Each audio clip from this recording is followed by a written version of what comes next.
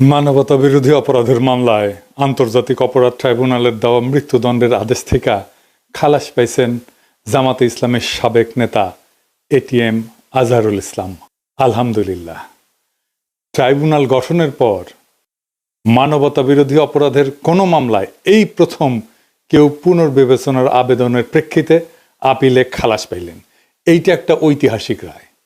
শুনতেছি বাম সেকুলার মহলে আর্তনাদ শুরু হয়েছে, ইউনূসের সরকার নাকি রাজাকারের পাহারাদার। রায় বাতিল করলো আদালত। রাজাকারের যদি পাহারাদারি হয় তাহলে সেটা আদালত হবে, প্রফেসর ইউনূসের সরকার কেন? আদালত কি সরকারের পাঠ?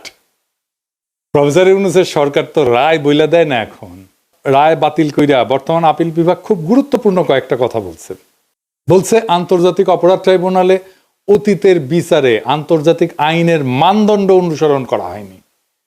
যে সমস্ত তথ্য প্রমাণ এই মামলায় ছিল তা অতীতের আপিল বিভাগে সঠিকভাবে বিবেচনা করতে ব্যর্থ হয়েছে।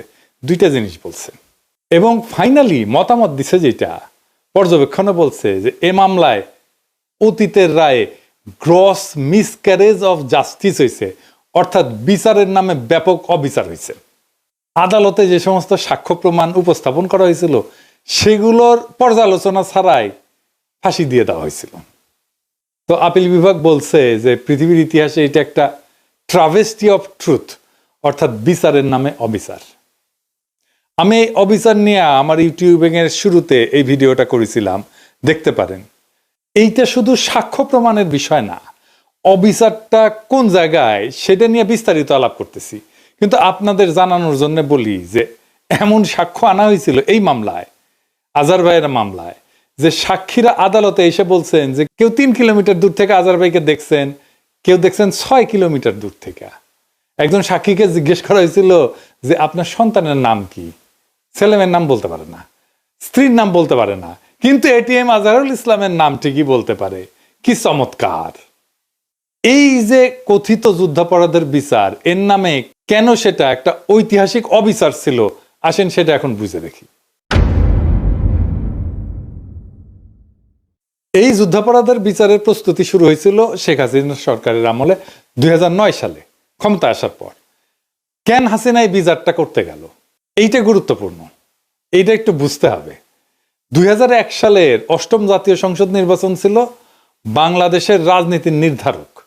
বিএনপি ওইখানে 41.40% ভোট পাইছিল আর 193টা আসন পাইছিল। আওয়ামী লীগ পাইছিল একটু কম বিএনপির চেয়ে, খুব বেশি কম না, কিন্তু 40.02% ভোট। এটিতে সে পাশের দুইটা উপর নিচ করে লিখে দেন। আর আসন পাইছিল কত? 62টা। জাতীয় পার্টি পাইছিল 7.22% ভোট, 14টা আসন পাইছিল। আর জামাত পাইছিল 4.28% ভোট, 17টা আসন পাইছিল। বিএনপি জামাত মোট পায় 210টা আসন। আপনারা খেয়াল করলে দেখবেন যে ভোট যে পরিমাণে পাইছে, যে পার্সেন্টেজে পাইছে বিএনপি জামাত, তার চেয়ে আসন সংখ্যা অনেক বেশি। কেন? কারণ বিএনপি আর জামাতের ভোট একসাথে হয়েছিল। বিএনপির সিটে সে জামাতের ভোট পাইছে, জামাতের সিটে সে বিএনপির ভোট পাইছে। তো আপনি খেয়াল করলে দেখেন যে আওয়ামী লীগ আর বিএনপির ভোটের তফাৎ কিন্তু বেশি না, 1.5%-এরও কম। এইখানেই আসল ঘটনা। কি সেই ঘটনা? বিএনপি আর জামাত যদি একসাথে থাকে তাইলে আওয়ামী লীগের কোনো চান্স নাই, জিন্দেগিতে সে ক্ষমতায় আসতে পারবে না। তার ক্ষমতায় আসার জন্য দুইটা জিনিসের দরকার: জামাত আর বিএনপির ভোট ভাগ করিয়া দেওয়া, আর জাতীয় পার্টিকে কাছে টানা। এইটাই আসলে ইন্ডিয়ান প্ল্যান। বিএনপি জামাত সারুক, এটা বাঙ্গ প্রগতিশীলদের একটা দাবি না দীর্ঘদিন থেকে? 2008 সালের নির্বাচনে আওয়ামী লীগ তাই করলো। এখন দ্বিতীয় কাজ হইতেছে জামাতকে ধ্বংস করে দেওয়া। কি করলো 2008 সালের নির্বাচনে? জাতীয় পার্টির সাথে নিয়ে নির্বাচন করলো, বিএনপি আর জামাত আলাদা আলাদা নির্বাচন করলো। এখন দ্বিতীয় কাজ হচ্ছে জামাতকে ধ্বংস করে দেওয়া, মূলত তার শীর্ষ নেতাদের মাইরা ফেলা, তাদের নিয়ন্ত্রিত আর্থিক প্রতিষ্ঠানগুলো হয় ধ্বংস করে দেওয়া অথবা দখল নিয়ে দেওয়া। এইভাবে ইসলামী ব্যাংক গেল, তাই না? আর বিএনপির মধ্যে খুবই হার্ডকোর যারা ন্যাশনালিস্ট, এদেরকেও মেরে ফেলা, যেন তারা কখনোই জামাত আর বিএনপির মধ্যে ঐক্য নিয়ে দলের মধ্যে ওকালতি করতে না পারে। এভাবেই সালাউদ্দিন কাদের চৌধুরীকে ফাঁসি দেওয়া হইল। এবার বুঝতে পারতেছেন তো কেন, কাকে, কিভাবে এই মামলায় ঢোকানো হয়েছে এবং ফাঁসি দেওয়া হয়েছে। এই কাজটা করার জন্য সে বাইসা নিল ওয়ার অন টেররের বয়ান। সেটা কি? বুশ আর ব্লেয়ার মিলে তখন সন্ত্রাসের বিরুদ্ধে অনন্ত যুদ্ধ করতেছে, মানে ইসলাম কোপাইতেছে সারা দুনিয়ায়। হাসিনা যে বলল এই যে জামাত এই হচ্ছে সেই ইসলামী জঙ্গি যারা 1971 সাল থেকে এই অঞ্চলে সন্ত্রাসবাদ চালায় যাইতেছে। ইনু এটা ভুলভাল হিন্দিতে সাক্ষাৎকার দিছিল। আপনারা সেটা শুনলে বুঝতে পারবেন কোন ন্যারেটিভ হাসিনা ইনু এরা তৈরি করছিল জামাতের বিরুদ্ধে। শুনেন। 71 सन का मुक्तियुद्ध में पाकिस्तान हमका विरुद्ध था एवं पाकिस्तान हमका साथ लड़ाई किया था। उस टाइम से जमात इस्लामी एक आतंकवादी संगठन था जो मानुष को आदमी को मार दिया, नारी को मार दिया। वो संगठन पाकिस्तान बैक करता है एवं वो संगठन का जो आदमी मारा था उसका लिए विचार कर रहा है, फांसी भी हो गया। ये संगठन का साथ पाकिस्तानी का एवं पाकिस्तानी गोयंदा संस्था ISI का गंभीर ताल्लुक है। ये रिसेंटली पाकिस्तानी कूटनीतिक जो है, डिप्लोमेट जो है, वो बांग्लादेश में धरा पड़ा। बांग्लादेशी ऑर्गेनाइजेशन आतंकवादी संगठन के साथ वो लोग ताल्लुक रखता था, इसलिए बांग्लादेश से उसको निकाल दिया गया है। सो हम लोग सोचता है कि पाकिस्तानी इंटेलिजेंस नेटवर्क ISI का एक हाथ रहता है। এইটা অস্বীকার করার উপায় নাই যে জামাত অখণ্ড পাকিস্তানের পক্ষে দাঁড়াইছিল। শুধু দাঁড়াইলে অসুবিধা ছিল না, চাইনিজ বামেরাও অখণ্ড পাকিস্তানের পক্ষে দাঁড়াইছিল। কিন্তু জামাত দুইটা গুরুতর রাজনৈতিক ভুল করে, পলিটিক্যাল মিস্টেক। এক, 1971 25শে মার্চ গণহত্যার প্রতিবাদ করে নাই। গণহত্যা একটা জাতির জীবনে একটা অতি গুরুত্বপূর্ণ এবং বেদনাবহ অধ্যায়। এইখানে আপনাকে মজলুমের পক্ষ নিতেই হবে। 2 নাম্বার রাজনৈতিক অপরাধ হইতেছে সেই সময় প্রাদেশিক সরকারে জামাত যোগ দেয়। 3 জন মন্ত্রী ছিল জামাতের। আমার একটা ভিডিও আপনারা মাঝে মাঝে দেখেন না, শাহবাগের সময় বলে দেখায়। হ্যাঁ, শাহবাগীরাও দেখায়, বিএনপিও দেখায়, সবাই দেখায় এটা এখন। তো ওইখানে আমি একই কথা বলেছিলাম, শাহবাগের টাইমে আমি এই বক্তব্যটাই দিছিলাম। শুনেন। একটা জিনিস বুঝতে হবে, Jamaat was not a mere collaborator. Jamaat was part of East Pakistan provincial government. তারা 4টা মন্ত্রী ছিল, commerce, revenue, industry and education.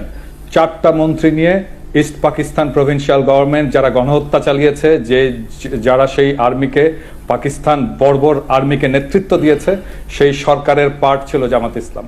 So সেই গণহত্যার, মুক্তিযুদ্ধের সময়ের গণহত্যার সমস্ত অপরাধের নৈতিক এবং বাহ্যিক ব্যবহারিক দায়িত্ব এই সংগঠনটাকে নিতেই হবে। এখন ধরেন হাসিনা পড়ল না 5ই আগস্ট, সে তার সরকারে তারপরে নিল আনু মোহাম্মদকে নিল, জুনায়েদ সাকিকে নিল, সিপিবিকে নিল। তো এরা কি তাইলে সেই গণহত্যার দায় নিল না? তো দুইটা মিস্টেক। তো জামাতকে এই প্রশ্নের ফয়সালা করতে হবে বাংলাদেশের রাজনীতিতে। এটা আমি জামাতকে সবসময় পরামর্শ দিই। আমি ওই সময় ওই বয়সে মিস্টেকটা খুব সঠিকভাবে ধরতে পারছিলাম। কিন্তু জামাতের অখণ্ড পাকিস্তানের পক্ষে থাকার দৃষ্টিভঙ্গিটা রাজনৈতিক, মানে এই সিদ্ধান্ত রাজনৈতিকভাবে নেওয়া।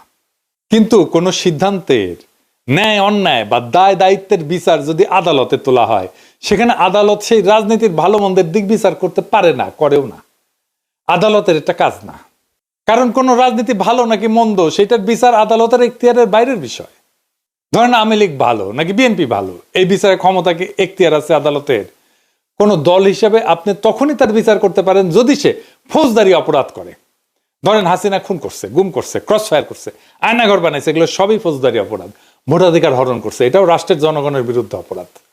তাইলে 71-এর অপরাধের জন্য কি আমাদের বিচারের সুযোগ কি নাই? অবশ্যই আছে এবং ছিল, কিন্তু কি সেটা?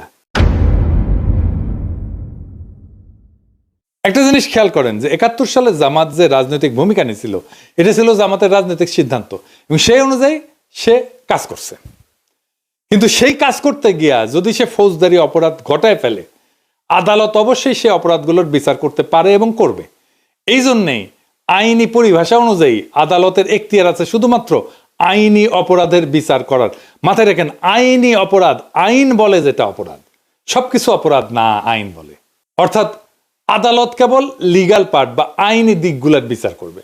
ধরেন 71 সালে ইয়াহিয়া সরকারকে জামাতের সমর্থন দেওয়া কিংবা সেই সরকারে অংশগ্রহণ করা, এগুলো সবই রাজনৈতিক সিদ্ধান্ত। এটা কখনো বেআইনি অথবা আইনের চোখে অপরাধ না, কিন্তু রাজনৈতিক চোখে এটা অপরাধ, এটা ভুল।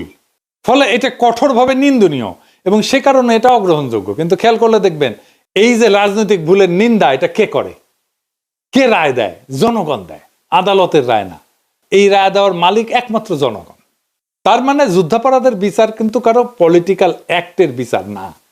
পলিটিক্যাল অ্যাক্ট করতে গিয়া তার সাথে সাথে যদি কোনো ফৌজদারি অপরাধ ঘটায় বসে, সেই সবের আইনি দিক বিচার করে দেখাটাই কেবল বিচারকদের কাজ এবং এখতিয়ারের বিষয়। হ্যাঁ, এটা আমরা আলাপ করছি যে ৭১ সালে মুক্তিযুদ্ধে জামাতের যে পলিটিক্যাল অ্যাক্ট, এই দিক দিয়ে বিচার করতে গেলে জামাত তো অন্যায় করছে এবং জনগণও সেটা মনে করে। কিন্তু এই কথিত যুদ্ধাপরাধের বিচারে সরকার সবসময় একটা বিশেষ সুবিধাজনক অবস্থায় ছিল। কি সেই সুবিধা? সেই সুবিধাটা হইল এই বিচারের রায়ের আগেই পাবলিক মনে করে যে জামাত অপরাধী, যদিও পাবলিকের এই মনোভাব এবং তার সিদ্ধান্ত এইগুলা কোনো আইনি দিক বিবেচনা করে নেওয়া রায় না, কিন্তু এগুলা মূলত পাবলিকের সেন্টিমেন্ট, রাজনৈতিক বিবেচনা। আর এই সুবিধা কাজে লাগাইয়া পাবলিকের রাজনৈতিক অবস্থানের উপরে ভর কইরা সরকার বা আদালত বড় অকাম করে ফেলছে। এটা বেআইনি এবং অবৈধ হওয়া সত্ত্বেও এইখানেই এই যুদ্ধাপরাধ আদালতের দায়। যুদ্ধাপরাধের বিচারের নামে শেখ হাসিনার কথিত সেই আদালত এই অন্যায় কাজটা করছে মৌলিকভাবে ৩ জায়গায়। ১ নাম্বার, একটা অপরাধ যখন সংগঠিত হইতেছে আপনার তখন জানা থাকা লাগবে যে এইটা অপরাধ। ধরেন বাংলাদেশের আইন হইল যে জাউরার সিল বলে ভিডিওতে সিল দেওয়া যাবে না, ফেয়ার এনাফ। তো আমি আর কাউরে ভিডিওতে সিল দিব না, এটা যখন আইন হয়েছে তারপর থেকে। কিন্তু আজ থেকে 10 বছর পরে আইন বানায় আমার আইসা যদি ধরে বলে ওই তুমি 10 বছর আগে জাউরার সিল দিছিল না তোমার ভিডিও, তো তোমার ফাঁসি হবি, এটা বললে তো হবে না। এটা বললে হবে যুদ্ধাপরাধ বিচারের ট্রাইব্যুনালের আইন সব বানানো হয়েছে হাসিনার আমলে। বানায় বলা হইতেছে তুমি ওই 1971 সালে এই অপরাধ করছিলা, কারণ এটা এখন অপরাধ। তো হাসিনার আমলে আইন বানায় 40 বছর আগের একটা ঘটনা বিচার করা হচ্ছে, এটা করা যায় না। ২ নাম্বার, সাক্ষ্য আইন বদলায় দেওয়া। এখানে আইন কইরা নেওয়া হয়েছিল যে যুদ্ধাপরাধ বিচারের ক্ষেত্রে প্রচলিত সাক্ষ্য আইন প্রযোজ্য না, মানে কোনটাকে আমি সাক্ষ্য হিসাবে বিবেচনা করব, সেটা একটা সাক্ষ্য আইন আছে। তার মানে বিচারক যদি মনে করে যে লোক মুখে শোনা কথা সাক্ষ্য হইতে পারে, তাহলে শোনা কথাকেও সাক্ষ্য বলে গ্রহণ করা হবে। ফলে এটা আদতে কোনো বিচারই হয় নাই, হইতেই পারে না। পরিষ্কারভাবে একটা প্রেজুডিস, মানে ধরেন পত্রিকায় প্রকাশিত সংবাদকে সাক্ষ্য হিসেবে ধরা হয়েছে। যদি তাই হয় তাহলে তো আমারও ফাঁসি দেওয়া যাবে, আর তাজ হাসমিনও ফাঁসি দেওয়া যাবে। কারণ আমার নামে তো, তাজ হাসমিন নামে তো ভয়ঙ্কর সাইবার সন্ত্রাসী বইলা নিউজ ছাপাইছিল, তাই না, অনেক পত্রিকা। এখনো সালাউদ্দিন শোয়েব চৌধুরী বালসাল পত্রিকা আর্টিকেল লেখে, তারা আমাদের ইসলামী জঙ্গি বলে। তাইলে বুঝেন কি ভয়ানক অবস্থা করে রাখছে। তার মানে যেটা সাক্ষ্য হিসেবে আদালতে বিবেচিত হয় না, সেটাকেও সাক্ষ্য বানাইছে। আপনার নামে একটা পত্রিকায় নিউজ ছাপে দিবে, তারপর ওইটা দিয়ে আপনারে ফাঁসি দিয়ে দিবে। ৩ নাম্বার, আদালতের বিচারের ক্ষেত্রে সুনির্দিষ্ট ধারার ঠিক কোন ধরনের কাজ করলে কোনটা অপরাধ গণ্য করা হবে, সে অপরাধের কি শাস্তি হবে, এই বর্ণনাগুলো তালিকা হিসেবে ধারাবাহিকভাবে কোড হিসেবে সাজানো থাকে, এটাকে বলে পেনাল কোড। আদালতে অভিযোগ দায়ের করার টাইমে অপরাধের ওই ধারাবাহিক নাম্বার উল্লেখ করে মামলা সাজানো হয়। এটাই আমাদের প্রচলিত ভাষায় অপরাধের ধারা বলি। যেমন ধরেন কওয়া যায় ৩০২ ধারা মানে এটা খুনের অপরাধ, ৪২০ মানে 420 বলি আমরা যেটা, এটা হইতেছে প্রতারণার অপরাধ। এইরকম খেয়াল করবেন, যুদ্ধাপরাধের বিচারের আইনে কয়া দেওয়া হয়েছিল প্রচলিত পেনাল কোড এই বিচারের ক্ষেত্রে প্রযোজ্য না। এবার হাত পা বাইন্দা গোলপোস্ট যদি ইচ্ছামাফিক সরায় দেওয়া হয়, তাহলে এটাকে কি আর বিচার বলা যায়? বিচার বলে কিছু অবশিষ্ট থাকে? তার মানে এখানে পুরাটাই বিচারকের খেয়াল খুশি মর্জির উপরে ছেড়ে দিয়া কথিত বিচারটা করা হয়েছে। ঠিক কোনটার কারণে এটা অপরাধ হিসেবে গণ্য হয়েছে, এটা থেকে শুরু কইরা চার্জ গঠন, এমনকি ওই অপরাধের কারণে কি শাস্তি দেওয়া হবে সেটাও মর্জি মতো। ফলে বিচারক মর্জি মাফিক বেকসুর খালাস থেকে শুরু করে মৃত্যুদণ্ড পর্যন্ত সব ধরনের শাস্তি দিতে পারছে। চার্জ গঠন, বিচার এবং রায় সবকিছু ক্ষমতাই বিচারকের হাতের মুঠায় ছিল। এটা কোনো বিচার না, এই জন্য এটাকে জুডিশিয়াল কিলিং বলা হয়েছে। এইসব তুগলুকি কারবার আমরা সেই 2010 সাল থেকে দেখে আসতেছি। তাই আমার মনে শুধু একটাই প্রশ্ন জাগে, বিচারের নামে এইসব বুঝলো কি? এইটা একজন আইনের প্রাথমিক ছাত্রের কাছেও তো ধরা পড়ার কথা। বিচার প্রক্রিয়ায় যে ফাঁকগুলা, এটা সাধারণ চোখে দেখা যায়। অথচ যুদ্ধাপরাধের বিচারের নামে এই ঐতিহাসিক অবিচারের বাটপাড়িগুলা বামপন্থীদের নজর এড়ায় গেছে। এখনো তারা হা হুতাশ করে। এমনকি যারা আইনের লোক তাদেরও, বামপন্থীদের কি দায় নাই তাদের নেতা কর্মীদের আইনের প্রাথমিক ধারণা দেওয়ার? আজাদ সাহেবের খালাস পাওয়ায় বামদের আজারিতে একটাই ব্যাখ্যা, সেটা হইতেছে ওনারা বাঙ্গু প্রগতিশীল এবং বুঝতেই পারতেছেন সেই কারণে ওনারা ধর্মবিদ্বেষী। কাজেই জামাত মারার নামে ধর্ম উচ্ছেদের এই মহান আয়োজনে এই সময় তো তিনি ঘরে বসে থাকতে পারেন না। প্রগতিশীলতার নামে, ইসলাম কোপানোর নামে সমাজের এই কথিত প্রগতিতে সামিল না হইয়া উনি কেমনে থাকবেন? কে জানে, বামেরা হয়তো সুখ অনুভব করছিল এইটা ভাইবা যে শাহবাগের এই উত্থান এটা নিশ্চয়ই বাংলাদেশের এক রয়া রেনেসা, এক নবজাগরণ, হোক না সেটা চরম অবিচারের রাস্তায়। তবুও আমেরিকা এবং শেখ হাসিনার কোলে বৈশা ইসলাম কোপানির এই মহোৎসব এটাতে সামিল না হওয়ার নস্টালজিয়ায় তারা ছাড়তে পারতেছে না। ওরা যেভাবে মনে করে 1971 ইসলামকে পরাজিত করা হয়েছিল, ঠিক একইভাবে মনে করে শাহবাগে তাদের ইসলাম কোপানির যুদ্ধের বিজয় হয়েছিল। তাই আজার ভাইয়ের মুক্তি একটা ল্যান্ডমার্ক, বাংলাদেশের জন্য একটা ঐতিহাসিক ঘটনা। যদিও অনেককে আমরা হারাইছি, হাসিনা পতনের মাত্র কিছুদিন আগে আমরা মাওলানা সাইদিকে হারাইছি। আরো অনেকে আছেন যেমন মাওলানা আবুল কালাম আজাদ, ওনার মামলাটার নিষ্পত্তি দরকার। এই সাথে 1975-এর আগস্ট বিপ্লবী যারা আছেন, ওনাদের মধ্যে যারা বেঁচে আছেন, তাদের মামলাগুলো ফয়সালা করে ওনাদের সসম্মানে দেশে ফিরে আনা হোক। আজার ভাইয়ের খালাস শুধু একজন মানুষের মুক্তি না, এটা বাংলাদেশের বিচার ব্যবস্থার উপর চাপায় দেওয়ার রাজনৈতিক প্রতিহিংসার মুখোশ খুইলা ফেলার প্রথম ধাপ। এ রায় দেখাই দিল যে সত্যকে দমায় রাখা যায়, কিন্তু মুছে ফেলা যায় না। যুদ্ধাপরাধের নামে যে ট্রাইব্যুনাল বানানো হয়েছিল তা আদতে ছিল একটা রাজনৈতিক হত্যার যন্ত্র, যেখানে আইন ছিল সাজানো, সাক্ষ্য ছিল বানানো, আর বিচারকের মর্জি ছিল শাস্তির একমাত্র মানদণ্ড। আজকের এই ঐতিহাসিক রায় প্রমাণ করলো রাজনীতি দিয়া আইন চাপায় দেওয়া যায় না। এবং যখন এমন অন্যায় এক যুগ ধরে চলতে থাকে, তখন একদিন না একদিন ইতিহাস পেছন ফিরে তাকায়। আজ সেই ইতিহাসের মুহূর্ত। যারা একদিন ন্যায় বিচারের নামে হাততালি দিছে, তাদের এখন বুকে হাত দিয়ে ভাবা উচিত, আপনি কি সত্যি ন্যায় চাইছিলেন, বিচার চাইছিলেন, নাকি শুধু প্রতিপক্ষের ধ্বংস চাইছিলেন? আজার ভাইয়ের মুক্তি এটা শুধু জামাতের জয় না, এটা বিচার ব্যবস্থার একটা ক্ষণিকের পুনর্জাগরণ। আজার ভাইয়ের মুক্তি হলো একটা রাষ্ট্রের আত্মসমালোচনার শুরু। এখন সময় আসছে অন্যায়ভাবে যারা ফাঁসিতে ঝুলছেন এবং এখনো যারা পালায় বেড়াচ্ছেন, তাদের মামলাগুলোকে সবগুলোকে আবার পুনর্বিবেচনা করার। এই বিচার প্রক্রিয়ার ধ্বংসস্তূপের মধ্যে থেকে আমাদের নতুন করে নির্মাণ করতে হবে একটা সত্যভিত্তিক, ন্যায়ভিত্তিক এবং রাজনৈতিক প্রতিহিংসা মুক্ত বাংলাদেশ। সেই বাংলাদেশে কেউ আর কেবল রাজনৈতিক মতাদর্শের কারণে ফাঁসির দড়িতে ঝুলবে না। সেই বাংলাদেশে বিচার হবে অপরাধের, মতাদর্শের না। সেই বাংলাদেশে বাম কিংবা ডান কেউ আর ধর্মের নামে, জাতীয়তাবাদের নামে বা মুক্তিযুদ্ধের নামে বিচারের ছদ্মবেশে হত্যা করবে না। আজার ভাইয়ের মুক্তি এক নতুন যাত্রার সংকেত। এই যাত্রা শুধুমাত্র একজন মানুষের না, এটা একটা জাতির আত্মসমালোচনার পথ চলা। এখন সময় সাহস করে সেই পথে পুরা জাতিকে নিয়ে আগায় যাওয়ার। ইনকিলাব জিন্দাবাদ।